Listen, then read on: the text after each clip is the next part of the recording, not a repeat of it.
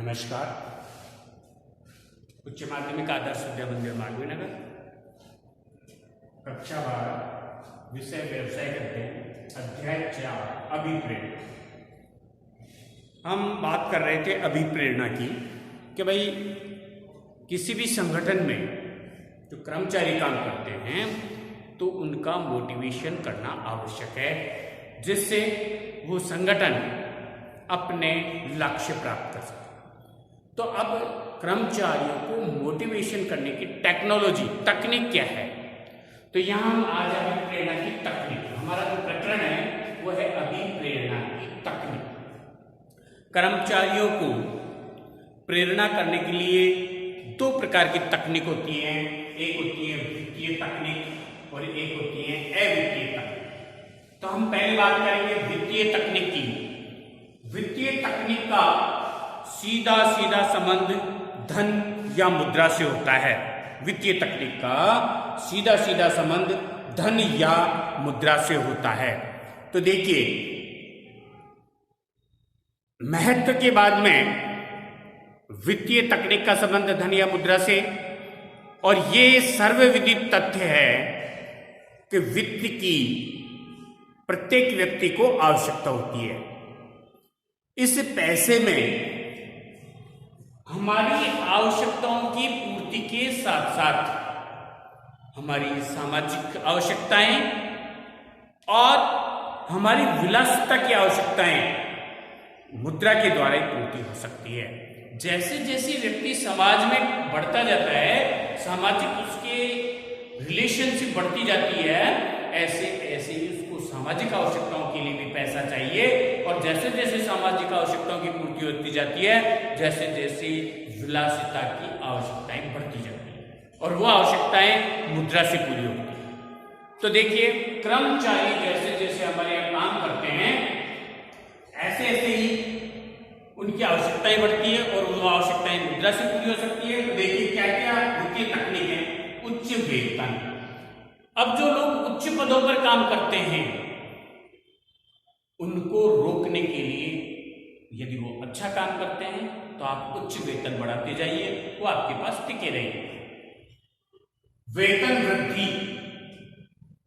प्रत्येक वर्ष जिस प्रकार सरकारी कर्मचारियों को वेतन वृद्धि का लाभ मिलता है, उसी प्रकार निजी संस्थाओं में, संगठनों में, इनमें भी काम करने वाले व्यक्तियों को प्रतिवर्ष कुछ वेतन वृद्धि होनी चाहिए, जिससे उनका मनोबल बढ़े, काम करने की इच्छा बढ़े।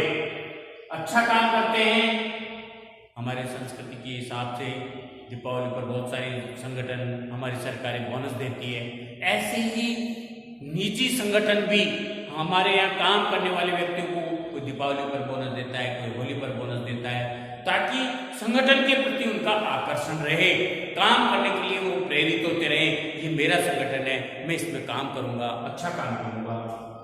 लाभों में हिस्सेदारी, जैसे कि कंपनियां करती है कि अपने यहाँ काम करने वाले व्यक्तियों को वेतन पारिश्रमिक तो मिलता ही है, उसके अलावा अधिक लाभ होने पर कर्मचारियों को लाभों में हिस्सा भी मिलता है। पेंशन। लंबे समय तक कर्मचारी काम कर रहे हैं तो वृद्धावस्था में इन लोगों की सुरक्षा की जिम्मेदारी भी संगठन की होती है, तो पेंशन की सुविधा। उसके अलावा ग्रेजुइटी, बीमा, जोखिम से बचने के लिए भविष्य निधि अनुदान, विशेष वेतन वृद्धि, ये सब वित्तीय तकनीकें जिससे कर्मचारी हमारे यहाँ रुके रहें, हमारे यहाँ अच्छा काम करें, इससे आकर्षण पैदा होता है और पूरे मनोबल से व्यक्ति काम करता है और उसको इनमें से कोई भी सुविधा दी जा सकती है। तो ये थी वित्तीय तकनीक कि कर्मचारियों को ये सुविधाएं मिलेगी, इनमें से जो सुविधा मिलेगी कर्मचारी आकर्षित होगा और काम करने के लिए तैयार रहेगा। अब आप देखिए अवित्तीय तकनीक। क्यों? कि जैसे जैसे कर्मचारी काम करता जाता है, सामाजिक बंधन में बनता जाता है, समाज में रहता है, तो उसको फिर अपने मान सम्मान की आवश्यकता होती है। तो यहां पर देखिए, उस मान सम्मान के, पैसे से इनका कोई संबंध नहीं है, ये तो सारी पैसे से संबंधित तकनीक थी। अब हम बिना पैसे की बात कर रहे हैं, अवित्तीय तकनीक, जिसमें केवल उसको मान पद प्रतिष्ठा इसकी आवश्यकता होती है कि व्यक्ति को समाज में रहने के लिए मान पद प्रतिष्ठा, अच्छे अवसर, पदोन्नति आदि इनकी आवश्यकता होती है अवित्तीय तकनीक में। और सामूहिक चर्चा, सभाएं, प्रशिक्षण, ये सारी अवित्तीय तकनीकें हैं। तो सबसे पहले देखिए आप, नंबर 1 पर है पद एवं सेवा सुरक्षा। पद एवं सेवा सुरक्षा में क्या है कि कर्मचारी लगातार निरंतर काम करते हुए स्थायी रूप से काम करने के कारण वो सेवा सुरक्षा प्रदान की जाती है। स्थायी, अच्छा काम करेगा जब भी संगठन उसको स्थायी करेगा। तो यहां पर जैसे ही उसको सुरक्षा प्रदान की जाती है, सेवा सुरक्षा प्रदान की जाती है, छटनी, सेवा मुक्ति, इनसे उसको मुक्ति मिल जाती है, तो कर्मचारी प्रेरित होकर और वो काम करने के लिए तैयार हो जाता है। उसके बाद वर्तमान पद, इस पर तो सुरक्षा रहती है, लेकिन उसको उच्च पद पर प्रमोशन, इससे भी उसको आकर्षण पैदा होता है कि उसमें योग्यता है तो आगे पदों पर बढ़ सकता है। प्रशंसा एवं सम्मान, प्रत्येक व्यक्ति चाहता है कि मेरी प्रशंसा हो, मुझे सम्मानित किया जाए।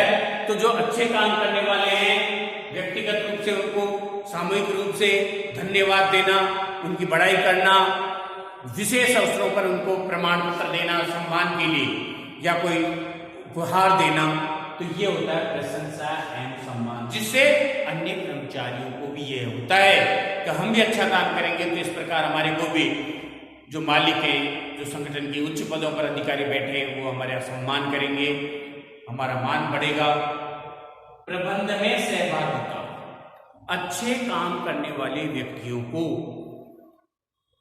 जब योजनाएं बनाई जाती हैं, उनसे सलाह ली जाती है, उनको सहभागी बनाया जाता है, उनसे पूछा जाता है, तो उनका और भी मान पद बढ़ता है और वो ये चाहते हैं कि देखो हमारी भी इसमें सहभागिता है, इस संगठन में हमारी भी पूछ परख है, तो उनको सहभागिता बनाया जा सकता है, उनसे बात की जा सकती है।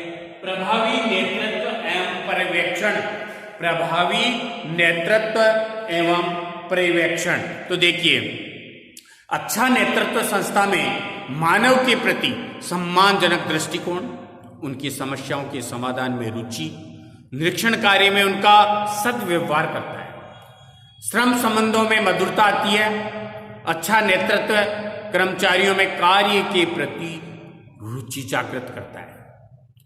एक अच्छा पर्यवेक्षक अपने मानवीय व्यवहार और व्यवहारिक सहयोगात्मक पर्यवेक्षण करके हर कर्मचारियों के साथ अनौपचारिक संबंधों का निर्माण करता है, जिससे कर्मचारियों के कार्य के प्रति रुचि और लक्ष्य प्राप्त होता है। अधिकार प्रत्यायोजन, एक तो होता है सारे अधिकार खुद के पास रखना, केंद्रीकरण, और एक होता है कि अधिकारों को बांट देना। तो जिस संस्था में जितने अधिकारों को हम लोगों को देंगे, जब व्यक्ति को अधिकार मिल जाता है तो व्यक्ति उस अधिकार के अनुरूप कार्य करता है। तो अच्छे संगठन में कर्मचारियों को जैसे ही अधिकार मिलेंगे वो काम करेंगे। किसी कर्मचारी को केवल उत्तरदायित्व सौंपना ही पर्याप्त नहीं होता, बल्कि उसके उत्तरदायित्व को पूरे करने के लिए उसको अधिकार दिए जाने चाहिए। उच्च अधिकारी अपने अधीनस्थों को अधिकार प्रत्यायोजित कर और उन्हें अभिप्रेरित कर सकते हैं।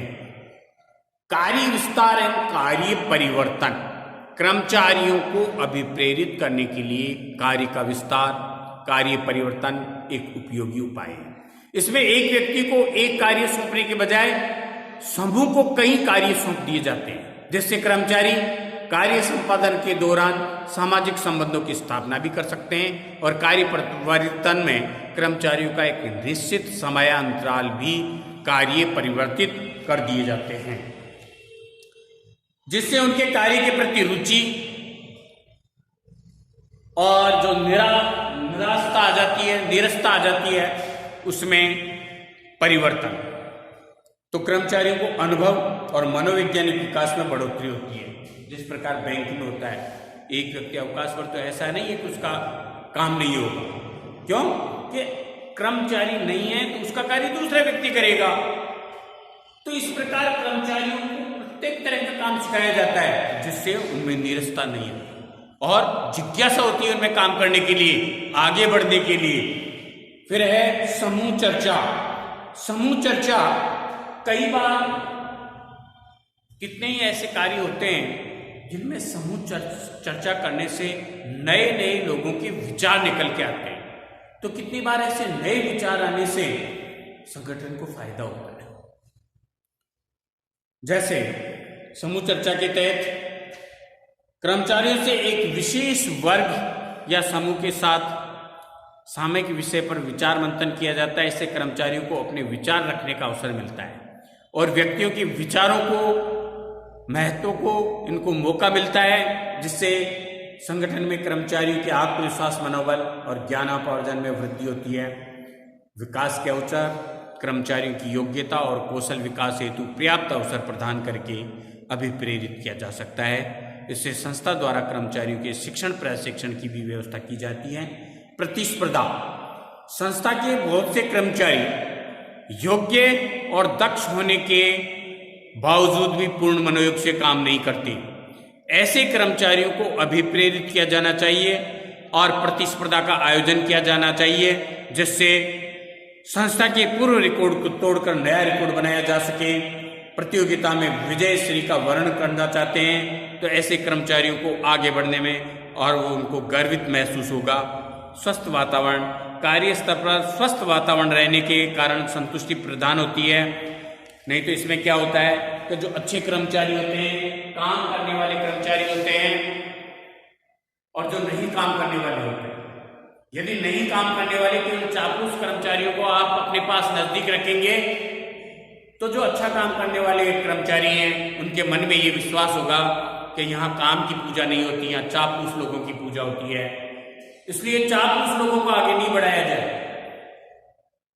यहां पर योग्य व्यक्तियों को आगे बढ़ाया जाए। ऐसा वातावरण निर्माण होगा तो संगठन में प्रत्येक व्यक्ति ये सोचेगा कि यहाँ काम की पूजा है, काम अच्छा करना चाहिए, अच्छा काम करेंगे तो आगे बढ़ेंगे। चापलूस लोगों की यहाँ कोई वो नहीं है, तो इसलिए वो चापलूस लोग पीछे हो जाएंगे। तो ऐसा स्वस्थ वातावरण निर्माण करना चाहिए। आप किसी कर्मचारी के साथ भेदभाव नहीं करें, अच्छा वातावरण निर्माण करेंगे तो संगठन में अच्छा निर्माण रहेगा। तो ये थे तकनीकी, वित्तीय तकनीक और अवित्तीय तकनीक। अवित्तीय तकनीक में मुद्रा से कोई लेना देना नहीं है। यहाँ पर मान, सम्मान, अच्छा व्यवहार, पद, प्रतिष्ठा, ये सारी अवित्तीय तकनीकों में आती है। धन्यवाद।